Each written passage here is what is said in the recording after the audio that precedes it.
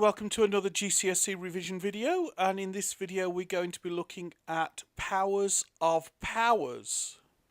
Okay, so we get something really horrible looking like a to the power b all squared. Well, if we remember what squared means, that just means multiplied by itself. So a to the power b all squared is just a to the power b times a to the power b.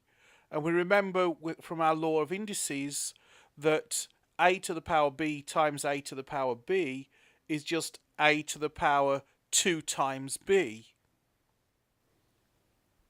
By the same reasoning, a to the power b cubed is just a to the power b times a to the power b times a to the power b, which is a to the power 3 times b. So we can generalize this principle. So a to the power b raised to any power is just a to the power b times a to the power b times a to the power b times a to the power b, that many powers times. So if we've got a to the power b raised to the power c, then that's equal to a to the power c times b.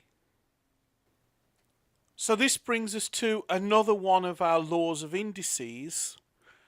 A to the power b all raised to the power c is equal to a to the power c times b. Okay, well, so much for the theory. Let's have a go at putting this into practice. Let's take something like 2 cubed all squared. Well, that's just going to be equal to 2 to the power 3 times 2, which is equal to 2 to the power 6. Okay, let's try one that's a little bit more tricky. You might find sometimes if an examiner's trying to catch you out, you might get something like 2 cubed multiplied by 4 squared.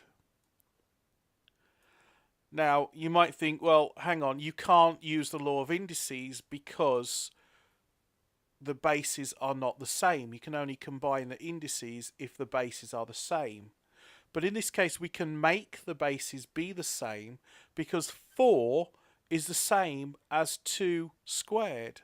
So this is actually equal to 2 cubed multiplied by 2 squared all squared. So note, we haven't changed anything here. This is just 2 cubed times 4 squared. Okay, so we can now use the law of indices and we can combine the indices. So we've got 2 cubed times 2 raised to the power of 2 times 2, which is the same as 2 cubed times 2 to the power 4, which is the same as 2 to the power, this time we're multiplying, we're not raised to the power, so this is 2 to the power 3 plus 4,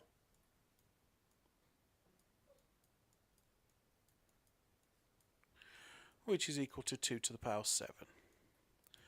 Okay, why don't you have a go at some examples like that yourself, where you just pick some numbers and try and see if you can multiply them together. I'd like to wish you all the best with your revision and all the best with your exams, and I'll see you in another video.